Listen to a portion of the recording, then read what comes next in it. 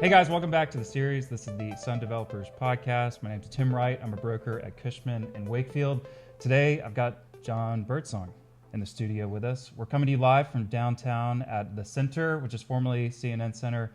Jon has a massive project right down the street from here that we did a whole video series on. You can check that out here or wherever our editor throws up the thumbnail. So yeah, we can just dive in. Feels good to be back in the building. Yeah, I'm so glad you, yeah. What does that mean? You came, Yeah. You've been here a couple times. So 2009, Yeah. tried to get Lisa Borders elected for mayor. Wow. And we had an office right on Walton Street, right there, kind of in between COP and where the CAP HQ is. Yeah. There's an old office building, and this was 2009, so all of 2009 worked out of that building, and we would come over here for lunch all the time, and it was just the center of gravity for news in the world. Yeah. Like, there was an unbelievable energy in this building, and so... Still thousands of people working here every day. Oh, yeah. Thousands. And just cameras everywhere. Yeah. You know, you had...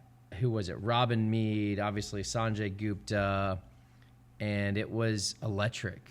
So I'm excited for what the center's doing, and bringing back, just live the swagger back and the retail.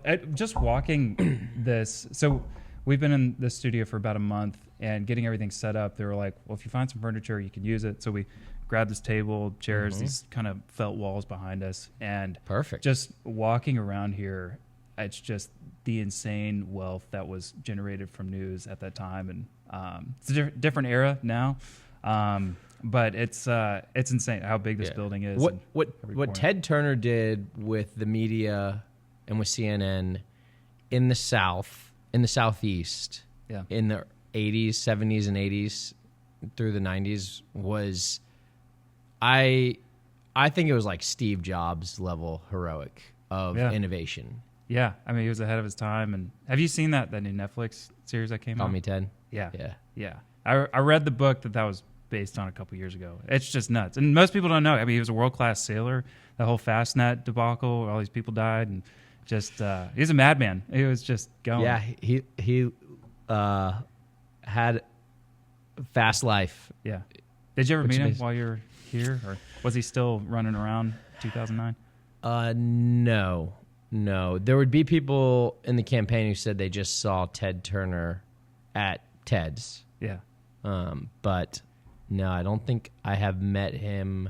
Maybe when I was a kid. Yeah. But yeah. Oh, cool. So. Hey guys, I just want to take a second and thank today's sponsors. This episode is brought to you by USA Cabling Technologies and Solutions. Alex Morris and his team are just the most incredible partners. They've helped us get our studio going here. Anything that you need for low voltage or audio-visual needs in your own build-outs or office suites, they are just A+. So if you want to learn more about them, you can go to their website, usacablingtech.com. Again, that's usacablingtech.com. Now back to the show. Great to be here. Yeah, welcome back. Welcome back. Yeah, exactly.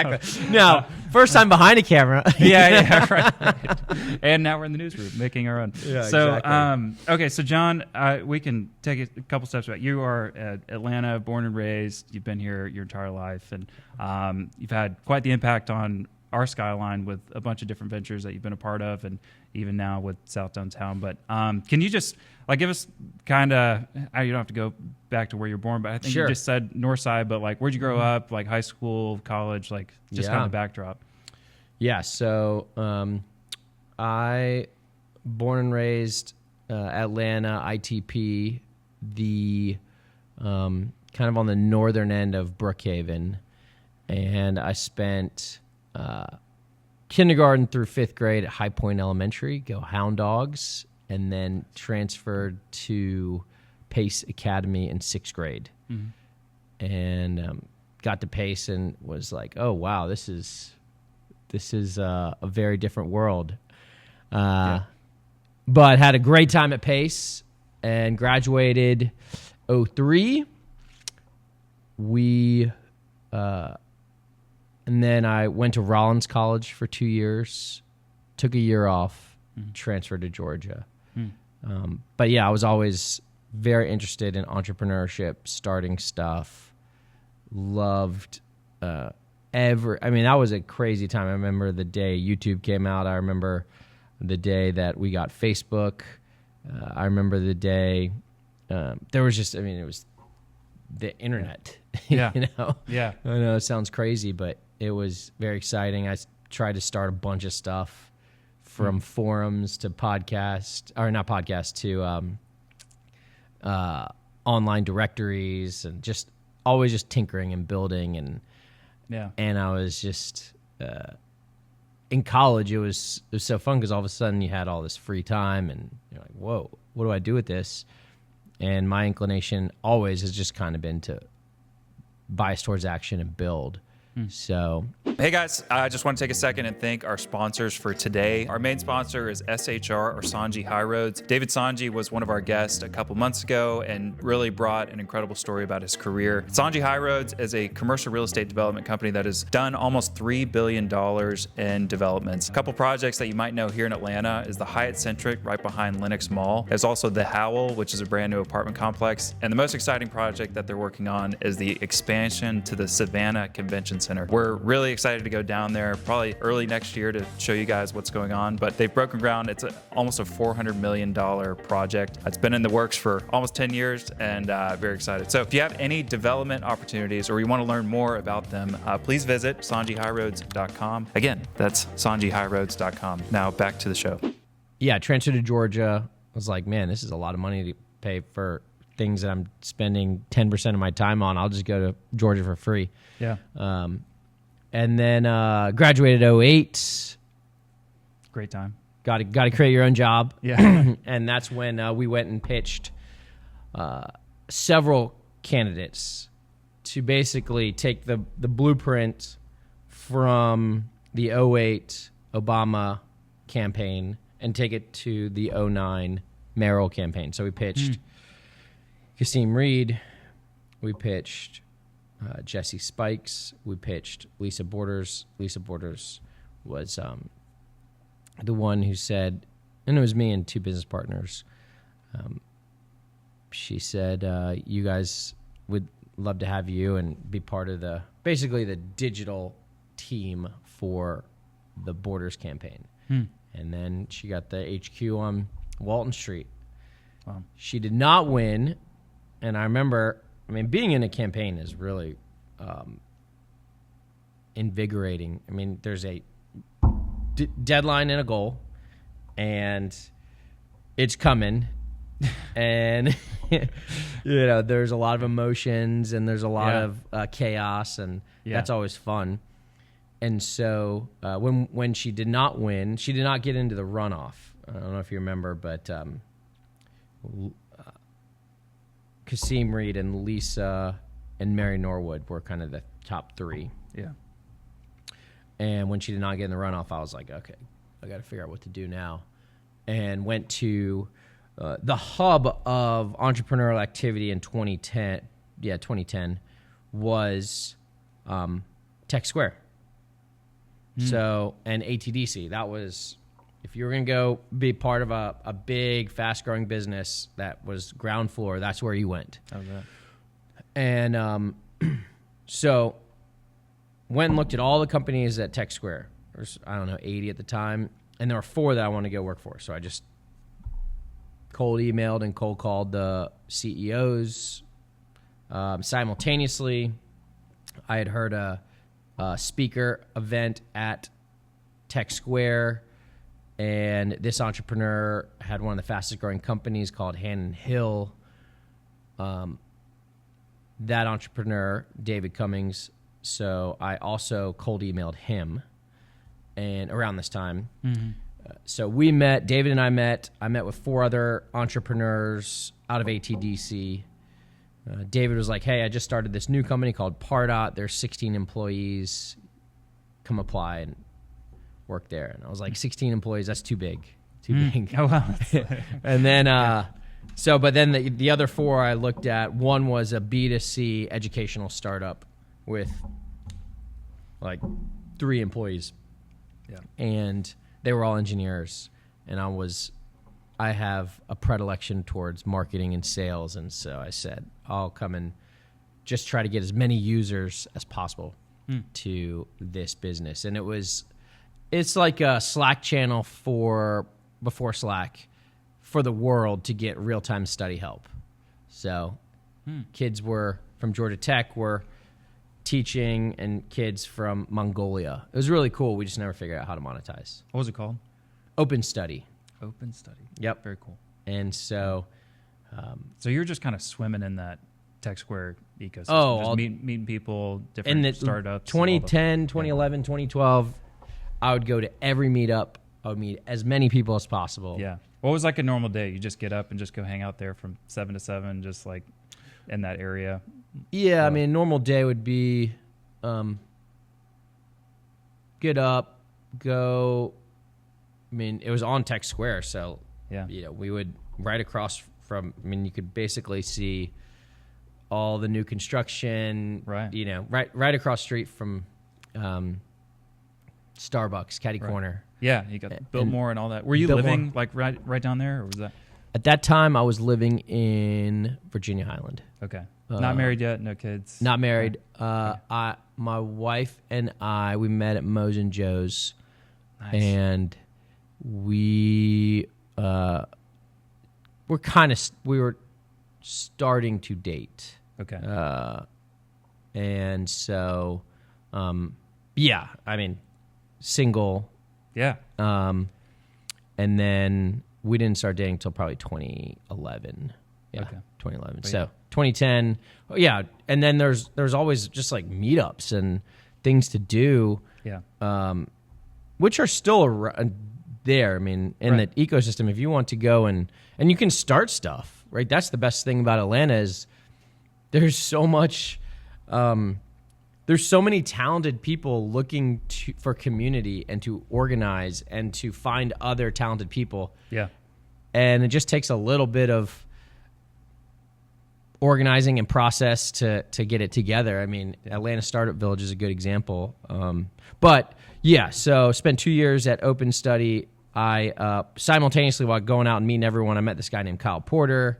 Kyle Porter was a recruiter at the time. He was like, I'm going to go start a company. I was like, cool, you're cool. Let me know when you do it. I'll come work for you. Yeah. And he one day called me. He's like, hey, I met this guy named David Cummings. I'm gonna go start a company with him. I was like, sweet. Yeah.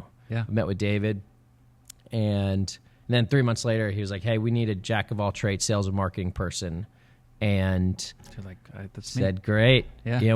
We can't figure out how to make money here at Open Study, and so I'll go work at SalesLoft. Wow.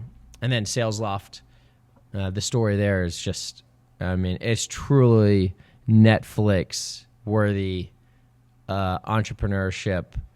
Yeah. 2 different times it could have and arguably should have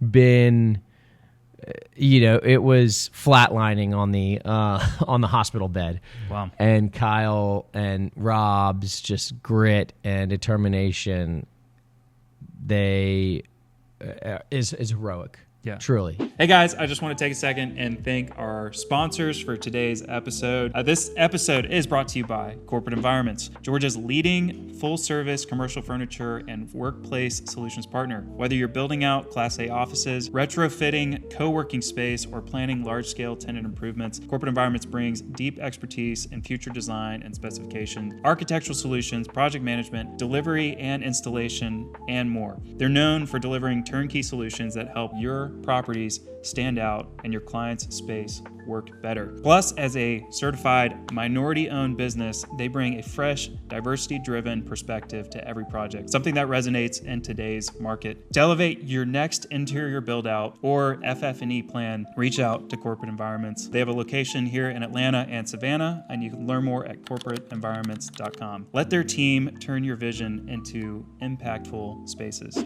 I don't think I know that story. I mean, there's probably a million podcasts out there that tell about well, it, the first year when I was there, we went through Techstars, which was Boulder. So we moved to Boulder. Oh wow. Yeah, for 3 months, and it was I mean, in the early days of startups, the line of what you sell versus what you have is can be broad. Yeah. And so this is what we're hoping to make. Yes, this is what we're hoping to make. In us, and believe in us. There's a lot of that. Yeah. And so for the first year, we were trying to figure out what were we going to build, who were our customers, and we were still, we were trying to sell things, and then there's 1,000 ways to slice the entrepreneurial game. Yeah. You can go sell it, then build it. You can build it and then try to sell it. Yeah. But for the first year, it was we had a lot of sales and marketing and very limited product. And that if you get too far out in front of your skis, that can hurt you. Yeah. We did. We got too far out in front, and there was a big reboot of the business. I went and started a business, and was that like, I don't know if the SalesLoft thing is going to work out. I'm just going to go. Was that your insurance plan or? Yeah, it was. Yeah. It was. I want to go start a company, and SalesLoft was not looking good at the time. Yeah. And it's not that we just had to figure it out, you know, and but I knew that would be another 2 years of just grinding, and it's like, all right, well, if I've got people who will support me and do that, I'll just do it myself. It's insanely hard. Anyway, so that was probably the first time it was on the flatlining, and then the second time, what SalesLoft's first original product was after I left was basically going and scraping LinkedIn and pulling people's first name, last name, title, and then running software to guess their email address, and then giving prospects or customers like the lead gen prospects. Wow. Insanely valuable. Insanely valuable. But it was LinkedIn didn't like it. And so there was a whole hubbub. And while that was happening, Kyle and Rob, the co-founders, brilliantly built stuff on the side, which was the operating software for sales reps, mainly SDRs. And then so they would do that while they were still making a lot of money on what was called Prospector. But they would take the money for Prospector and build a software that was not under any sort of LinkedIn, codes of violation of terms or anything like that. If LinkedIn locked you out, then that business is the dead, whole business is gone. Yeah, you are dependent on LinkedIn. So they built a fully independent, amazing software platform, and they took that and they sold that in 2021 for $2.3 billion. Jeez. And if they didn't do that, we wouldn't be sitting here, because David was the co-founder, original investor. Right. And David immediately took the proceeds from that business and now is reinvesting it in South Downtown. So a ton of gratitude towards Rob, Kyle, towards Kyle, Rob, and the entire SalesLoft team. I mean, it was remarkable. It cost me a lot of money too, because I left a lot. Yeah. Well, thank you, gentlemen, if you're listening. We appreciate your contribution to downtown. Not only, it was Kyle Porter and Rob Foreman, and then two others, Tope Awatona, Cowanley, and then was he a part of the SalesLoft group, or was that, no, that was just simultaneously? Tope started Cowanley, right. And so David was the original seed investor in that, and the Series A investor into Cowanley. So that was there was a transaction in 2021 where investors came in, they took a portion of the existing investors out, just a portion, but that was also enough to help the major downtown revival cause. Got it. So a couple of events that help, and then really Craig Hyde, the CEO of Rigger, he sold his business for $50 million, and that also helps. Wow. But So, we're learning $50 million in downtown Atlanta. I'll maybe get you a building or two. Yeah. When we walked the project, the first stop we had, maybe it was second or third stop, we were with Jaron, and he pointed at one of those buildings on Broad Street that had a tree that basically had roots going through the entire building, or at least the front facade. Yes. And he was like, yeah, we took it apart brick by brick and scrubbed them with a toothbrush and put them back together. Yeah. It was just so much. We're very lucky that David or someone like David bought the Newport properties, because they all except 3 could be torn down. And economically, that would be the most feasible. Yeah, more parking lots or pad sites whatever. No, I call it the Christmas miracle. I mean, it was like when those like press releases came out, like tech guy buys South Downtown. I was like, oh my gosh, like that's exactly what needed to happen. These guys are from Atlanta; they get what's going on, and long-term vision, right? No debt right now, right? And no traditional return underwriting. Like you're not having to hit some certain rents to make it. I mean, yeah, you need a return and like be able to keep the lights on. But I mean, if you talk to any other large real estate developer, it is very IRR driven. Yes, we're not competing to get IRR returns to go sell the buildings. Right. Go to the next project. We are truly every great city in the world has a great downtown. Yeah. We don't. We've got great suburbs. We got great suburbs, and we've got great like coliseums. It was so cool during the Bills game to see. I don't know. I'm sure you saw some like the Bills reporters walking into the Benz, and they're like, oh my gosh." Yeah. If y'all are watching, and you might hear this, there's a guy with a leaf blower in here behind the Sanjay Gupta doesn't get this. No. All right, so back to where were we? We were South Downtown. Y'all bought it. That was real quick. After SalesLoft, I spent 5 years starting company, pivoting it twice. That didn't work out. I then went to go work on the investment side of Atlanta Ventures. And then over the last 7 years, we've invested in a lot of businesses. We've started a bunch of businesses. But at the end of the day, entrepreneurship is the like core fiber of my being. Like starting businesses, scaling, and putting the right people in place, galvanizing community, organizing. And that is just, I love doing that. I love doing that. The real estate just came out of the blue. Out of the blue. Yeah. So, can we just jump into that? Like, how did that come about? I mean, we were talking right before. It's October 15th today. Yeah. And you were saying October 17th? October 19th. Okay, so it's 17th today. 2 years ago from October 19th. Right. So we're David at the anniversary. texted me and a couple other entrepreneurial friends and said, text us to the link of the Braden Feldman group not doing the Newport deal. Yeah. And said, what would we do at 10 city blocks and 50 plus buildings? We're like, we have some ideas. And then a week later, we toured. Yeah.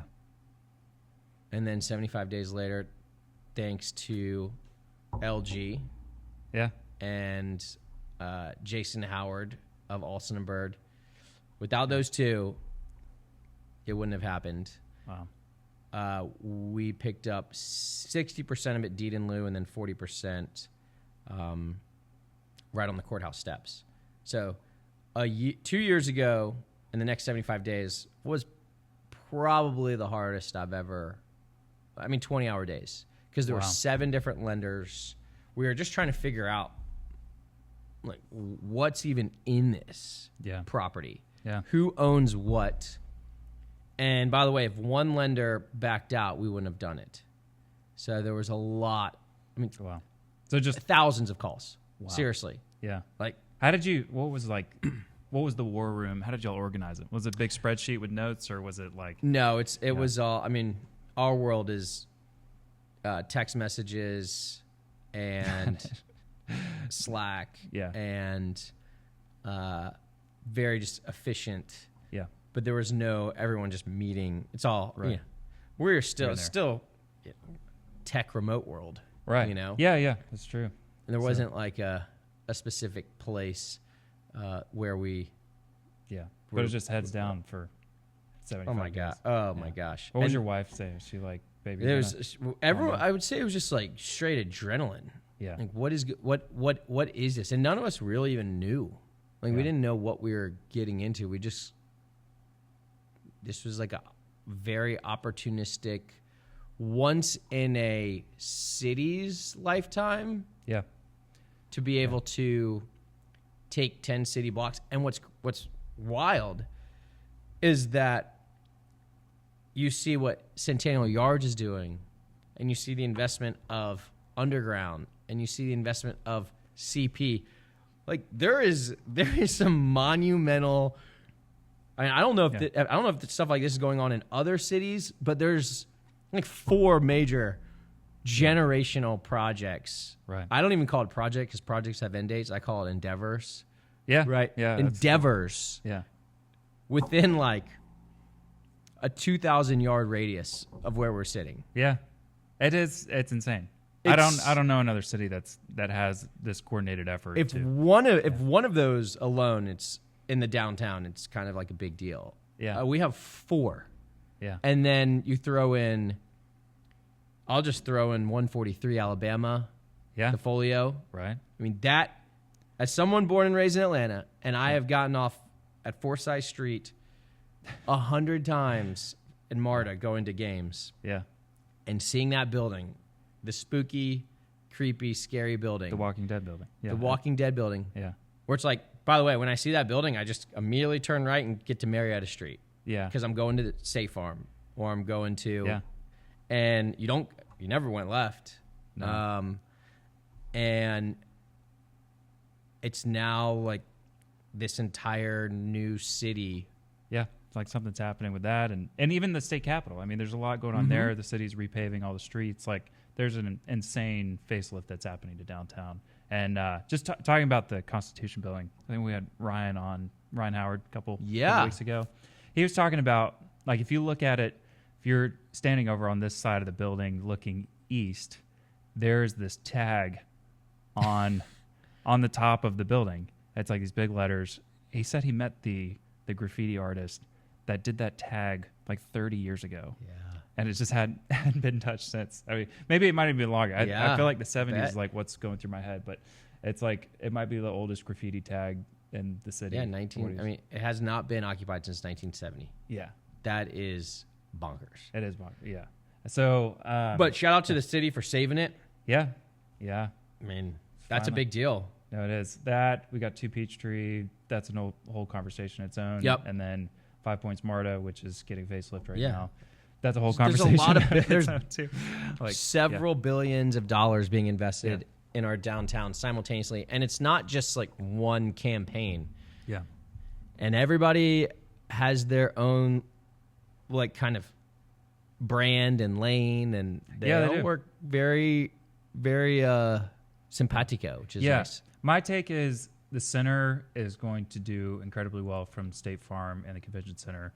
They're going to be like the first wave is going to be the food court here. That's just, I don't think they want to call it food court, whatever you want to call this retail experience, but like you got to call it a food hall. Food hall. There you go. Sorry. Yeah. I got to get the marketing lingo right. So, it's going to be incredible. And then, the project that I'm scratching so I know the World Congress Center is trying to be very conscious of their real estate. Like they control an insane amount of real estate down here. And so the International Plaza, they're kind of poking around with, I mean, there's been some conversations like if you add up the restaurants here at the center, whatever the International Plaza is going to do, the entertainment district, and then what y'all are doing, I mean, we might have 82 restaurants in downtown and like the next 24 months that are going to pop up. But that's that's the comical view of it, but like they all serve a different purpose. You've got like this with the convention center, then obviously the entertainment district that's going to do really well with all the games. Atlanta United Falcons, y'all are going to glean a lot. I think you're just going to have a great neighborhood feel. I think like daytime workers from the Capitol, and you have plenty of people from neighborhoods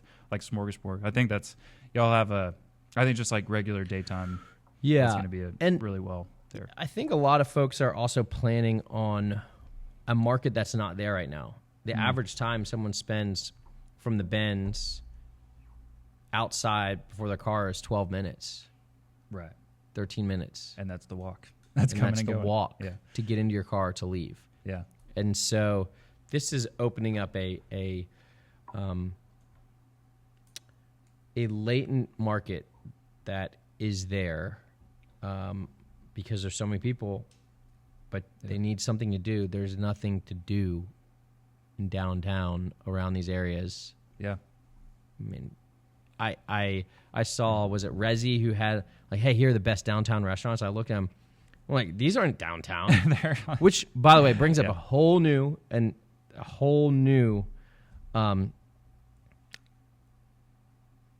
talk path. But downtown is so undefined when it is 1.9 miles from 235 Mitchell to the W, or what was the W, where EY is. Yeah. 1.9 miles in New York is, I mean, you're looking at totally different neighborhood. Totally different neighborhood. Yeah. You go from... And so if just as you're in the scene, you're behind the mic, but there is, and just go look at CAP's boundary. It includes Emory Midtown. My wife works at Emory Midtown. I have a hard time with those maps that go outside. Includes Jackson Street. Like this, downtown. Yeah. Downtown is so nebulous. Like when there's no defined, and there's probably, and the reason I'm even on this rant is because we're just talking about, the entertainment district. You've got Georgia World Congress Center. Yeah. Georgia World Congress Center to me is so far from South Downtown because you've got to go through the center. You've got to go through. It's a different universe. I mean, you're on North Side, and that's now they don't even, CAP doesn't include that area in really their in my mind. Downtown is the arc of the connector over to North Side, like that radius. But I know and commercial real estate world, it's up to North Ave, which some include Bank of America, which if you talk to the Bank of America leasing people, they're like, oh no, we're Midtown. we're not downtown. Then the other part that drives me nuts is the eastern border of what's considered downtown goes all the way over to almost Old Fourth Ward. Yeah. Like it captures some of those buildings. And it's like, we have to get totally consolidated. Yeah. Amber said it best in the response to the Amsterdam, but density is our friend. Is a very different construct that Atlantans have not needed to even think about. Right? The urban sprawl, not harmonica. What's the thing that you accordion? Accordion. Yes. The urban sprawl accordion has gone out, and now it's constricting. And I can just see that. I mean, you can see it through all trends across Atlanta. Yeah. No, it's. I think this next wave is going to be very much on the densification, and the developable land. You can go in every direction. We're surrounded by land. There's no water feature that's going to constrict it, but and the tale of North Downtown and South Downtown. I mean, you've got Peachtree Center. We were talking about that before. Like, what's going to happen with that area? I mean, we met with a client up there on Peachtree, like right in one of those buildings, and they're trying to figure out, okay, do I stay in this office building? Like, what is the future of this node? I call it the Portman district because he built half of the buildings up there, maybe more than half. But he's like, at that time, you got all the hamster tunnels, and it really created an incredible ecosystem. But just with that was supposed to be our Rockefeller Center, right? Yeah, and the amount of tenants that have had to leave or because of what happened with Peachtree Center's distress situation, and it's concerning. Yeah, until we know what's going to happen with Peachtree Center, I think that area is just a big question mark. I mean, it's so. I mean, our thesis, we can only control what we can control. Yeah. But it all starts with entrepreneurship, right? I mean, we have seen from the lessons learned through the Atlanta Tech Village over the past 14 years, we have seen companies go from one person, an idea, Calendly's a great example, to 900 employees. You get one of those in downtown, and it changes the entire landscape. Yeah. Yeah. But where are they going to post their flag? I mean, they could be in one of y'all's buildings. Yeah. Well, so ADPipe's a great example. ADPipe has 30 employees. They'll be at 50 by the end of the year. Wow. They just opened up down. That was, 2 weeks ago? Maybe a month ago? Yeah, they moved in, September. Okay. Late August, September. So, last month. And they're at 30 employees. They'll be at 50 by the end of the year. So they're hiring like crazy. They just raised $12 million. Wow. They're growing fast. And next year they'll probably add, I'd say, another 30. Yeah. So they'll be at 80. And all of a sudden, if that grows and changes a neighborhood. Yeah. And you get one or two of them. Where would you put them? And all of a sudden. Is that on I know Broad Street above those, there's that's kind of like the graduation suites, but like Sylvan, I mean, how many people could you put in? So they have a 26-person suite right now. Yeah. Now remember, these are tech, and right. So they are, you could in theory have another, 50 to 80 out of a 26, and people come in every other day, but we do have another mezz space right next to us that they will probably take over and kick us out, and we'll go to Broad. And then a year from now, who knows? Yeah. Chalk just it up to a lead on the pod. Yeah. No, I like it. I'm curious, like, what do y'all see about like the tech world? How much I mean, is it still heavily remote on, and just what's the conversation about the office and like the entrepreneurs you're talking to? So the CEOs know there's a real value and intangible magic that can only be created in house, in office. It's true. Yeah. Like the small conversations, the serendipity, you just don't get any serendipity on Zoom. Yeah. And guess what? A lot of the engineers who are more inclined to working from home, you have to, and maybe this was a CRE term that we picked up, but you've got to earn your commute. So we have to earn the commute of the engineers and the CEOs. And so we have to make it a place where they want to be, a place where it is unique, and a place where there is limited hurdles to get there. So we love public transportation. We love bike lanes. Yeah. Cars are convenient, but there is, and you talk to anyone who's lived in a walkable city, they want to go get their coffee somewhere. They want to be able to work for a couple hours. Then they want to go get their slice of pizza, and then they want to go grab a beer, and they don't want to have to drive over all town. And we are betting on that profile. If you like that, you will like South Downtown. Yeah. And And there's a nice, great neighborhood vibe where you have familiarity, and there's and also, you're a part of something. Everyone who is in South Downtown right now is part of something magical that's happening, right? And you talk to the tenants, you talk to the entrepreneurs, you talk to the employees. They are excited to be on this, like whatever this is, whatever this moment. Yeah. And we all know art is fleeting, right? This is a once in a generation city's life moment in between two major metros and a MARTA A line, and you're surrounded by not only State Farm, the Benz, Cosm, the music venue, Live Nation music venue. Yeah. You got Underground. You've got Underground, and then you've got the center. Yeah. Right? Yeah. So, I think that there is Atlanta is, as someone born and raised in Atlanta, the promise of downtown has happened every decade or so. Yeah. And it's always 10 years away. It's always 10 years away. Yeah.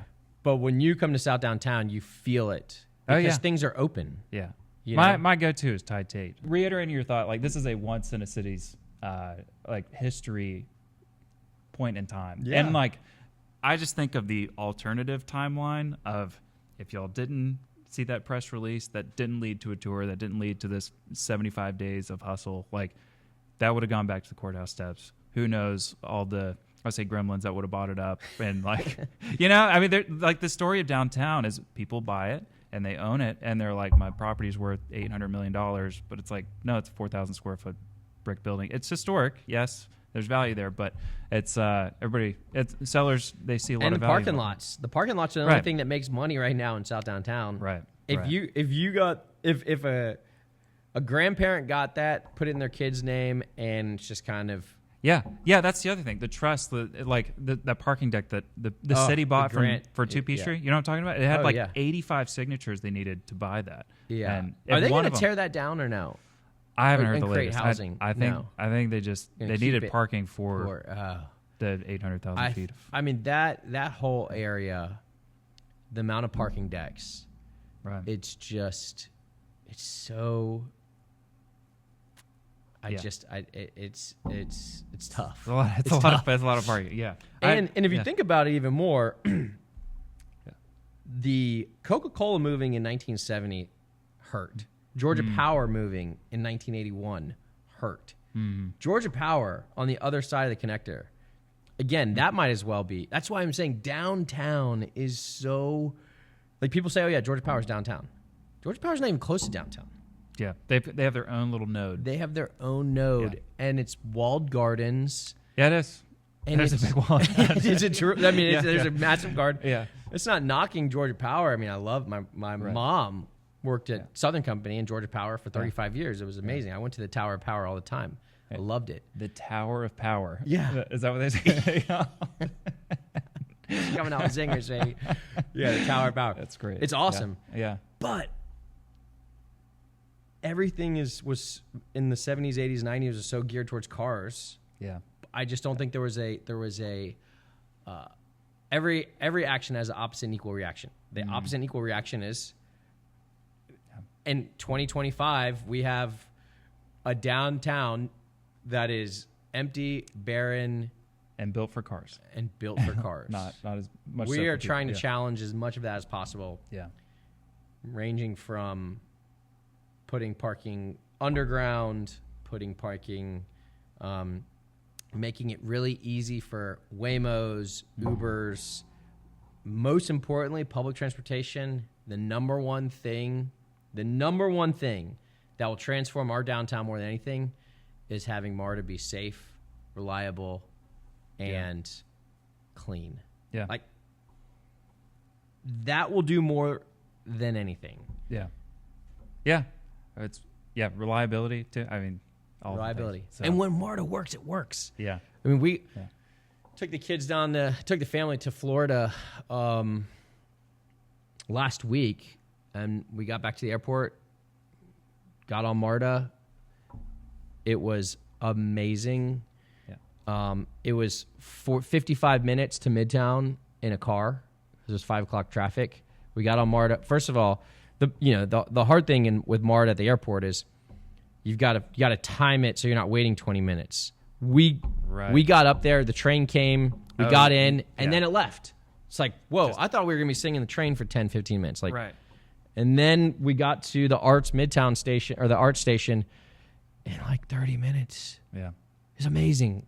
Yeah, when you time it right. It's when like it we're works, floating it works. on a cloud. You just wave at all the traffic. But if you talk to people in New York or even London, yeah, they look at MARTA and they're like, this is clean. It's not from industrial. Yeah, especially They're also like, you'll have 10 stations versus 200 stations that like the tube, however they say it. But our rail is larger than Rome's. So wow. That's an interesting perspective. Huh. Okay, let's switch gears a little bit. I want to hear your take on where we are at in the kind of tech VC cycle. Like there's a ton of exits in 2021 or whatever you want to call it, the events where people sell, but like, and just I'm not in that world, but I've seen it like from I feel like 2016 through 2020, maybe even back to like 2012, kind of where you got caught. Like there was crazy, an incredible run. ZERP environment. Yeah. And so like, where are we at in the cycle with tech startups and kind of VC money and like that? I mean, I feel like I hear a ton about these defense companies that are popping up and doing it incredibly well, but like just the good old software and like, I mean, just what's your take of like where we're at versus maybe where we were a couple years ago? Sure. So 2021 was peak ZERP environment, zero interest rate environment. Yeah. And that inflated a lot of valuations. And simultaneously, well, not even 2 years later, the truly transformative shift of AI came. And AI is, it is changing the world, and it will even more. And if we as Atlanta don't know that it's coming, we should, and it's here. So I preface that by saying the software world powered by AI is very, very real, and it is you are able to do things that you could not do 5 years ago. And companies that are leveraging that, companies that are adapting to that are going to be great. The ones that are not, and it's not like something that happens overnight. It's not like it's just gradual, right? Yeah. But the world, and particularly big businesses, are still trying to figure out what AI is and what does it mean for my business? What does it mean for security? What does it mean, like, if I OAuth into this software, like, who now has access to my data, and where and what AI tentacles are there, and where can that go? So there's still a lot of uncertainty. There's still a lot of process. A buddy's on a couple public boards, and he's like, we are putting our kind of AI policy together for all the companies that are trying to get into this public company's data and processes. And so the short answer to your question is the software world with AI has, if the bubble deflated in began to deflate in 2022 to 2025, AI has lifted up its sales with massive wins. Wow.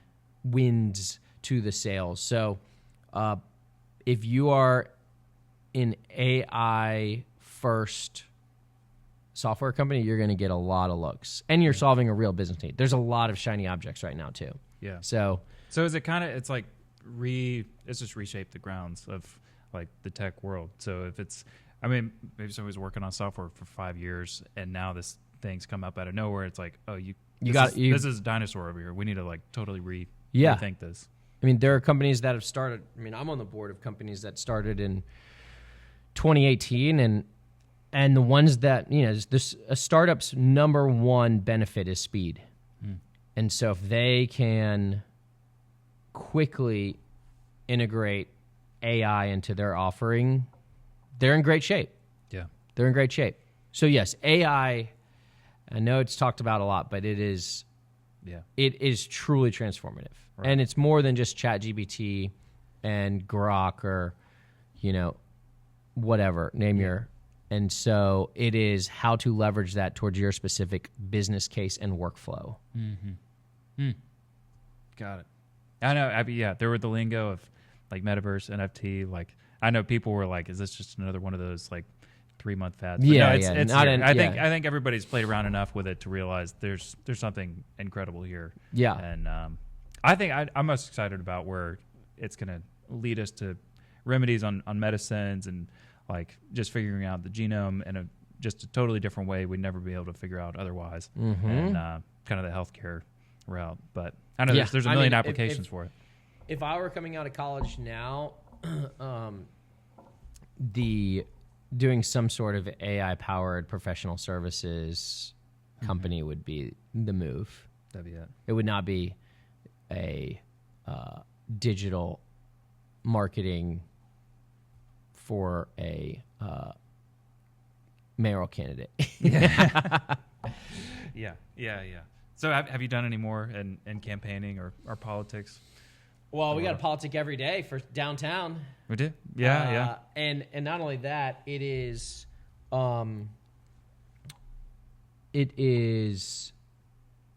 so fun and fascinating, the inner workings of the politics in downtown Atlanta. You've got city, you've got state. They're literally within a stone's throw of each other. You've got MARTA, you've got Fulton County. Yeah. We can walk to all of these, not MARTA. Like right here. They're all right here. Courthouse, all that. Courthouse. Yeah. And so the government district of downtown is very real. Yeah. And then, it's... but Atlanta is such a amazing city because we have strong leaders and we have competent leaders and we have people who really want a lot of the same things. We want safe neighborhoods. We're pretty pro business. We want great transportation. We've got to execute on it. Yeah. And when you sit in the room with leaders from, whether it's the state or the city, you're like, wow, like this isn't what you read in the paper. Like, these are everyone's nice, cordial, and inclined to solve problems. Yeah, I know. I've heard many comments like city council president, mayor, like it's very unique for them to get along, and then also for the mayor and the governor to even have a cordial relationship. And we're in a pretty special time for all that to line up. Yeah. If you're watching this, you probably saw we had a big series on South Downtown. We walked around with the project managers and really got kind of behind the scenes of what's going on with the individual buildings. But like I'm kind of curious. I mean, 222 Mitchell, I'd love to kind of hear any update that you can share on that. I know there's kind of an active dispute going on. I think one of the biggest reasons that I'll call them like real estate people bought this. is, the real estate people. Yeah. I tell my team, I say, I wear the jacket and the tie so y'all don't have to, and I'll go and do all of the, the real estate stuff, the Pied Pipering, so you guys can do the real estate work, which is like, pen to paper Right. And like, how much is this going to cost? Yeah, how much is this like going to rehab cost? this building or whatever? But so yes, 222 right here. Gosh, this is such a. Oh man! All right, so that is a 1906. It burned down in 1906. They've rebuilt it for 1908. Yeah. That is the Liquid Carbonics HQ. So, second generation pharmacist Jacob Bauer in Indiana invented the soda fountain. He went to Chicago and started a company called Liquid Carbonics, carbonated water. Before Liquid Carbonics, you got carbonated water one of two ways. The milkman would drop it off for 10 cents a gallon, or you would come to this HQ. This was the southern headquarters of Liquid Carbonics, and you would buy a soda fountain. This was your rooms to go for soda fountains. Wow. So you come here with your horse and buggy. We have pictures of horse and buggy right in front, and you'd say, I like this size, this look, this style. Yep, right there. And you'd buy your horse. There it is. That's why those are so big. You'd buy your horse or you buy your soda fountain here, take it back to Rome, Georgia. You'd take it back to Savannah, and then you could make carbonated water for 1 cent a gallon. Whereas before, you would buy it from the milkman for 10 cents a gallon. And what was 10 cents a gallon today? Was that like $50? Yeah, probably. And they really wanted their gas water. And so, by the way, that is one building of 222, and they did really well. Liquid Carbonics ended up carbonating the water for the bottlers and Coca-Cola. Yeah. So, but then this part right here, that right there is the 1950 CNS corporate headquarters. So you know CNS Bank. Yeah. Right off Woodruff Park. Right, and that turned into the little battery building that turned into Bank of America and all that. Yes. Yeah, like up in Midtown. But so that corner was built in 1950. And then you have, by the way, before that, everything on that is 222 looked like everything on the left over here on Hotel Row. Got it. Okay, so there's a bunch of other brick buildings here that got knocked down for this monster. And then the 1960s, that was built. So it got extended. Okay. And then the 1970s, that was built. And then this is the elevator, not for people, but for money. So in the 70s, if you wanted cash.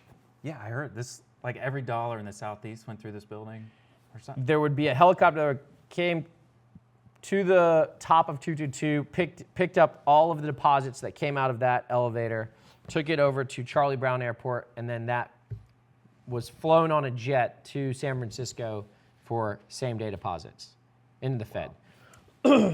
Yeah, so you asked about 222. Yeah. This it still has a significant lawsuit on it. Mm-hmm. The Germans, Newport, they did $14 million, or Balfour Beatty did $14 million of work here that they never got paid for. Mm-hmm.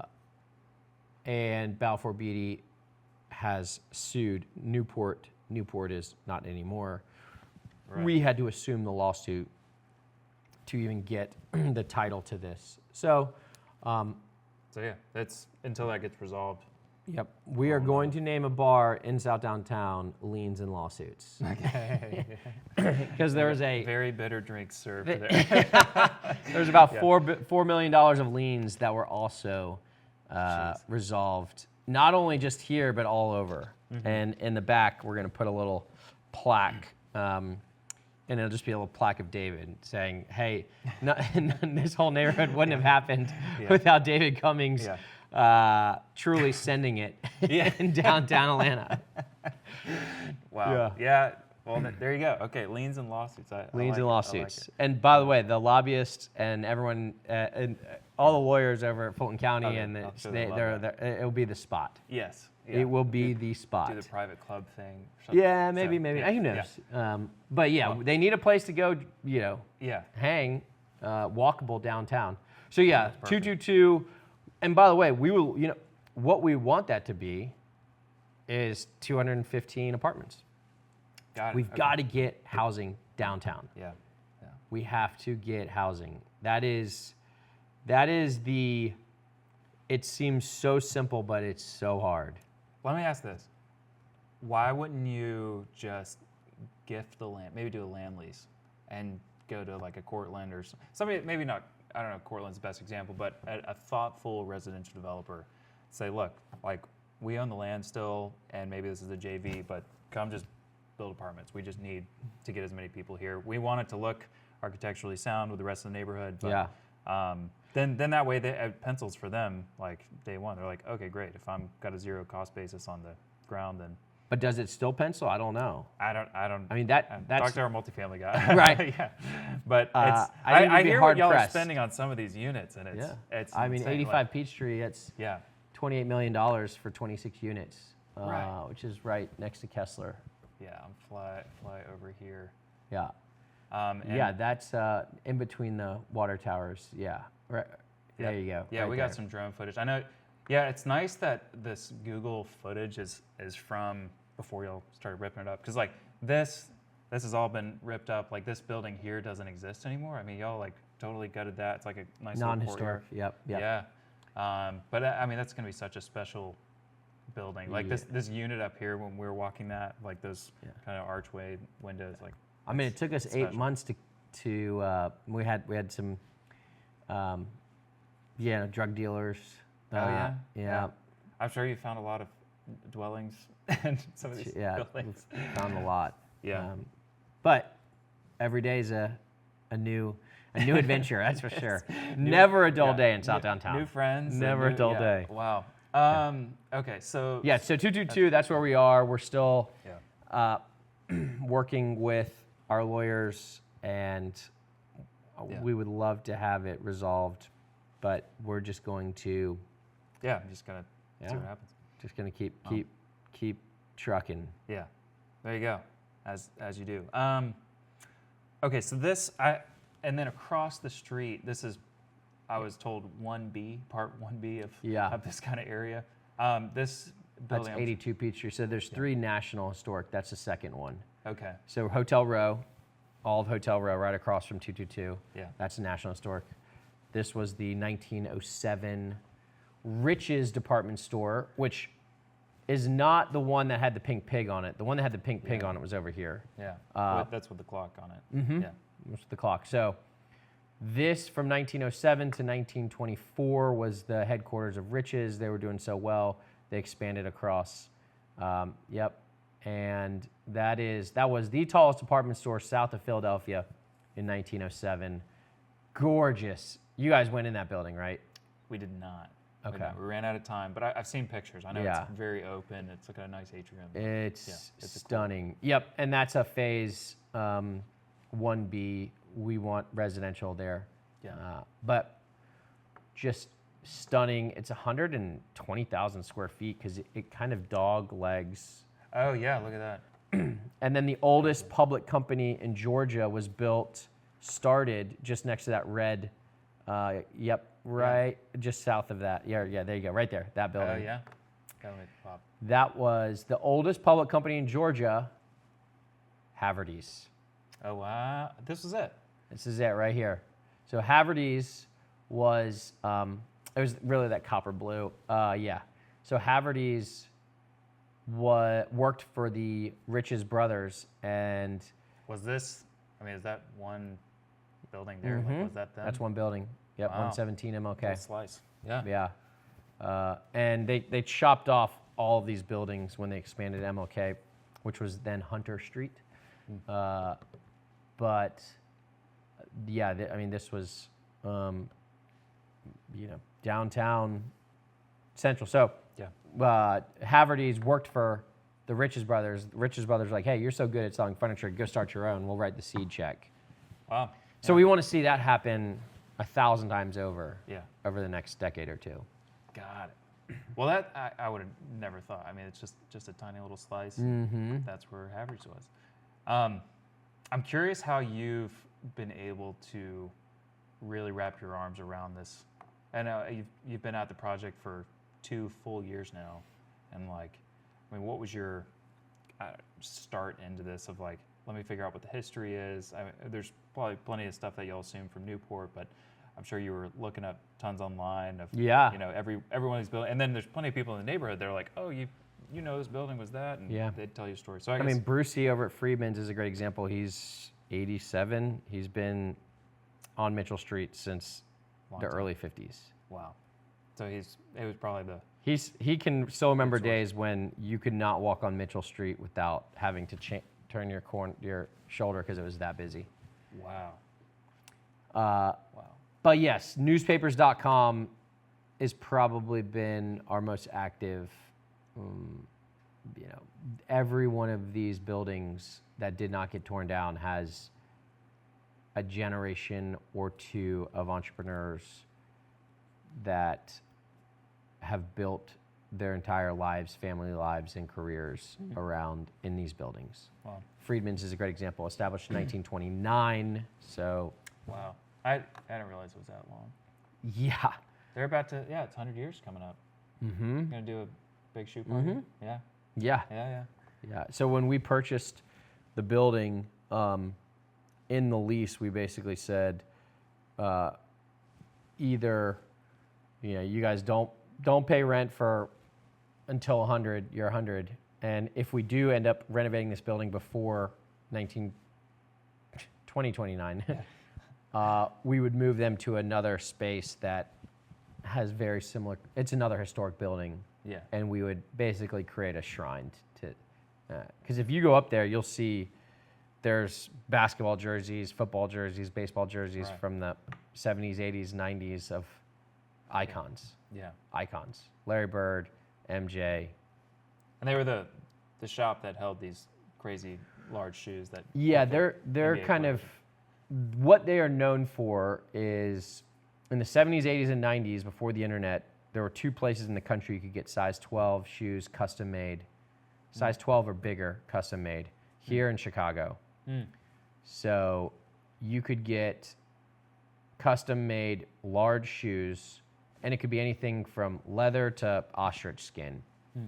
And so athletes would come from all over, and when they came to Atlanta to play, like Brucey, who's the 87-year-old patriarch, they would run a shuttle to the Omni, and players after the game would come in, buy a bunch of shoes, then shuttle them back. Cool. So yeah. There's a good 30 for 30 on them. Just type in 30 for 30 Freedman's. Okay. And you'll see Brucey and Brett, and he works with all four boys. It's a really cool family story. Yeah. But yeah, every one of these, and then the Atlanta Environs. That is. I don't know that one. That is like I'd say the historic. The end all be all of Atlanta history, and there's it's like 1,000 pages. I think I've heard of these, and I hear they're pretty hard to get your hands on. Maybe you know somebody that has a copy, or they're online. Okay. But they're not like $10. I think probably that's like 80. Okay. Yeah, but they're not like 1,000. Got it. But yeah, and I've rummaged through a lot of that, which has, it's just the story of Atlanta. I mean, this whole area, the whole reason Atlanta exists is some argue an accident of geography. We are the farthest south of the Appalachian Mountains, where the train tracks that all met right here, the Iron Triangle, could go west without plowing through the Appalachian Mountains, and it's the flattest area. Even though we're still... That's interesting. So this was... The whole reason Atlanta exists is because smart surveyors said this is the best place where the trains should come together. 0 Mile Post is over at Underground, and then you've got the trains that would all connected right there. There were several train stations over the past 150 years. Yeah. Terminal Station, which was the Richard B. Russell building. Then you had 2 Union stations, which were... Yeah, they were over here. Yeah, one was 5 Points, right around there, exactly. Maybe even a little bit more east. And then another one was up by like Spring Street. Yeah. Oh, really? There was another one, another Union station. And then the terminal station was losing $1.2 million a year in 1970s. They tore it down in 1972. It was gorgeous. Yeah. And they built the Richard B. Russell Federal Center. So, and then... Like, why did they have to build it right there? Yeah. But then, you had Cousins, built the Omni. Yeah, yeah. You had Portman, and then, even contemporaries, or more contemporary times, Blank, who built the magnificent stadium. And then let's not forget what Bernie Marcus did with the aquarium. Right? Yeah. But what is really fascinating, and I don't think I really grasped this but downtown, it doglegs. You see how much, so the Grady curve, and guess what? Over here is like the BeltLine. Yeah. Right? So on North Ave, which is... Yeah, right there at Bank of America.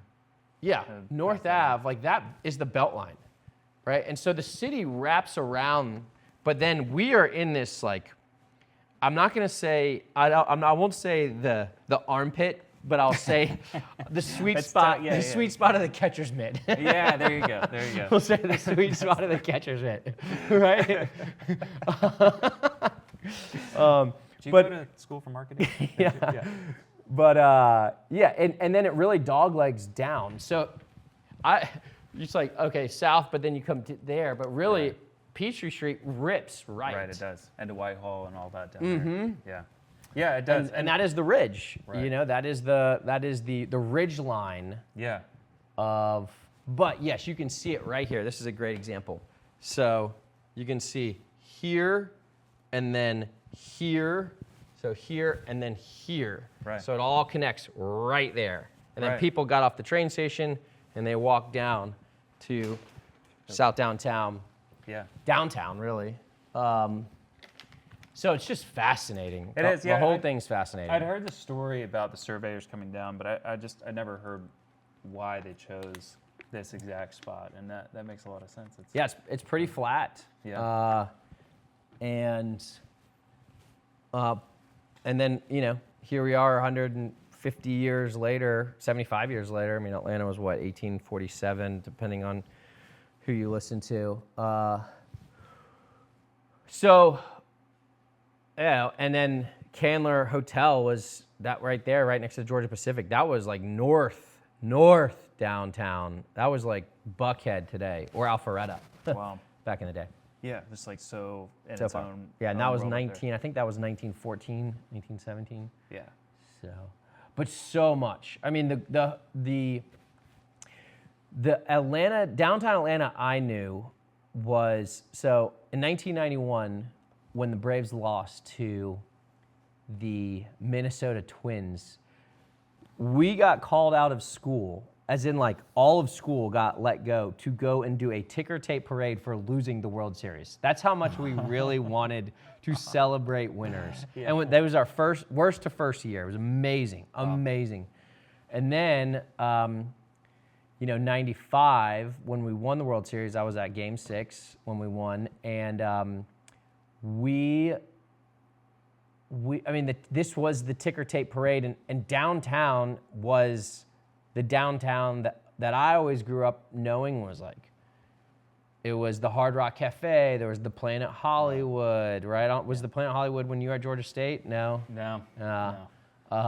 But I know, it's got the sign still, and like the Hard Rock, that like West End kind of corner. That was like, that's like our downtown. Right. That's the downtown that I've always, when people think of downtown, it's like that right there. This was it, Main and Main. This is like Times Square. That's our, and it is drastically shifting right now. Yeah. Drastically. Yeah. So there's a new group that's taken over the Hooters space. They're out now, but I'm curious when that announcement's going to come. Do you know who that is? Mm-mm. So yeah, new retailer. They're on the corner. But yeah, I just. I mean, look at all those Portman buildings. I mean, it's like, we need 7 of these. Oh my gosh. He said, we already got the drawings. Let's just make another. Oh, it's like Control C, Control V. Yeah, right.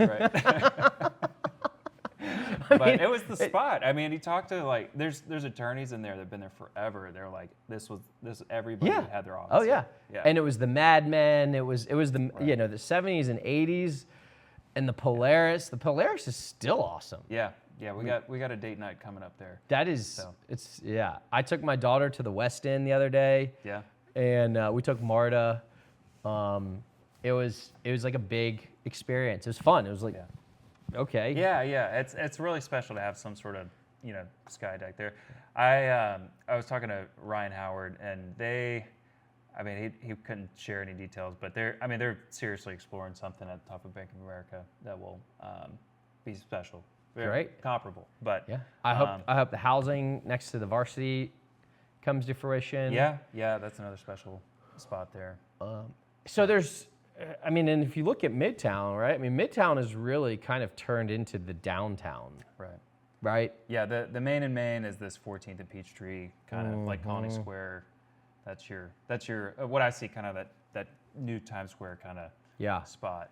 And then, of course, the BeltLine is probably the most transformative thing in Atlanta since, I'd say, the Olympics, but I'd say it's even bigger than the Olympics. Yeah, it's an entire city they built over here. It's amazing. So, yeah, we did a whole segment with Jim on the Fourth Hotel when that had just opened up. And so beautiful. After, it was kind of a funny thing. I was flying the drone around here, and it was a pretty windy day. This is kind of like a wind tunnel here. Yeah. And all of a sudden, the camera just starts spinning. And I'm like, oh, no. So the drone lands on one of these balconies here. And I think, were you still here? It was afterwards. I was like, dude, drone just crashed. I don't know what's going to happen. Somebody's going to sue me. And so we pack up, play it cool. And I walk in, and I'm like, to the leasing lady, I'm like, I think my drone's in one of your apartments. So she's like, well, let me get the property manager. So grabs property manager. And when we were up on the balcony, I took a picture of, I could see where the drone was. And he studies it for a minute. He's like, I think that's my balcony. No way. Seriously. Goes up and grabs it. Hands it to me. And perfect. I was like. No breaking and entering. Yeah, it was $10 to fix, and we were off. So. Yeah. It's Jim's incredible. We definitely need to get him back for a little longer conversation. We had like a 20-minute kind of. He told us, graduating from Jamestown, going on his own to 725, and then Fourth Ward. We're on the BeltLine 4 days a week with the kids, and it is it's magical. It is such an amazing experience to do. You really feel like you're living a unique Atlanta life. And being ITB inside the BeltLine. That's a new one. Yeah. ITB. You're like ITB. You're real. Yeah. You're like I know. Well, extra flag on the pedigree. So tell me, there's been conversations about connecting the BeltLine to downtown from the West Side Trail. Is that still already connected? It's through. This is great. Memorial. Okay. So, so it is. Okay, so you just walk past Oakland and down there. There's that bike lane. So Muchacho. So the BeltLine at Muchacho.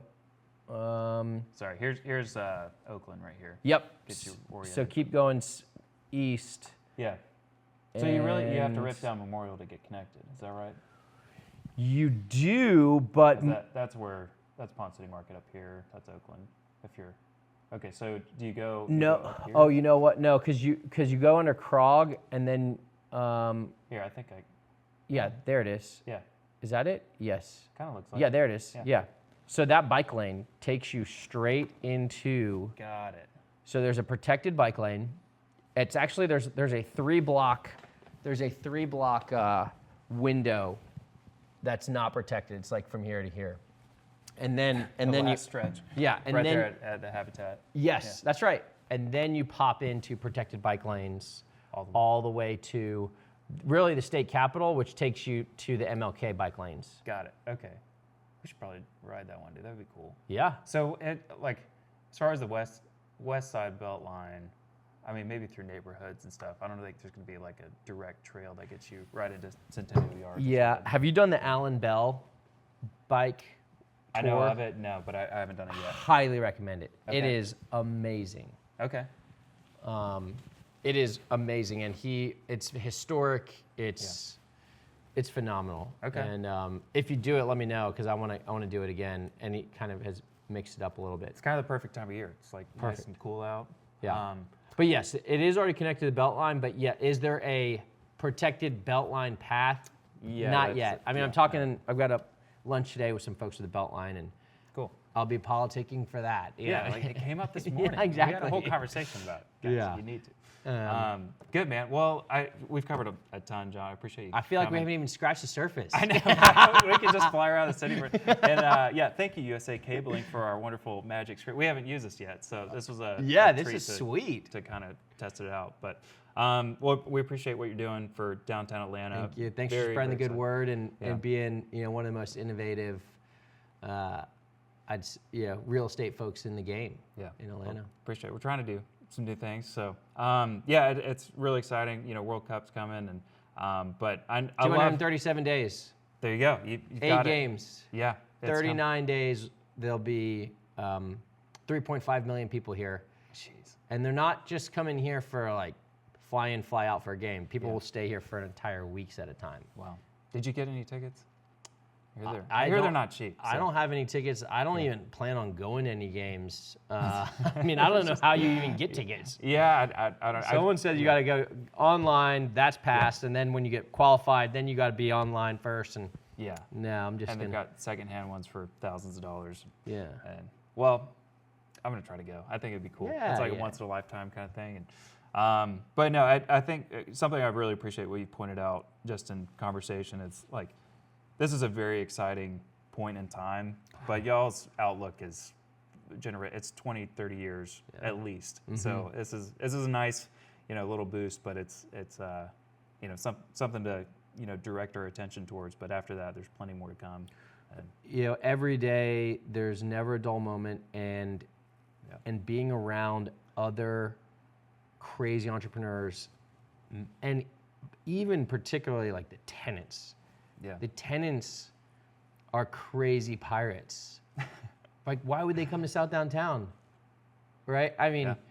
Glide just announced, and Yeah. the best thing for my older brother's business is to just go to Buckhead, but he's not, because he's like, no, I want to be part of this. And every other tenant is the same way. Yeah. Umberto from Brewhouse, Alan from El Tesoro, Delilah's.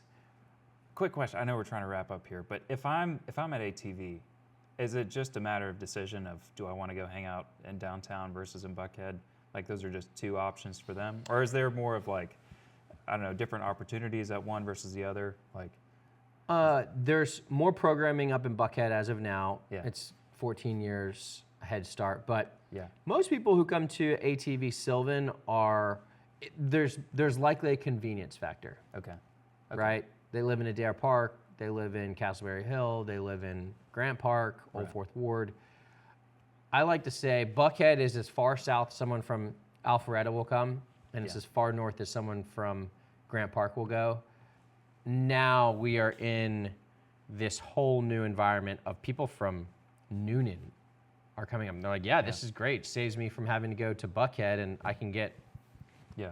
So it's just, Atlanta has so many amazing, brilliant people, and there's so much going on, and I just keep getting reminded of that every day. Yeah. Yeah. Yeah. Well, excited. John, thank you. Thank you, Tim. Yeah, thanks for your Appreciate time. it.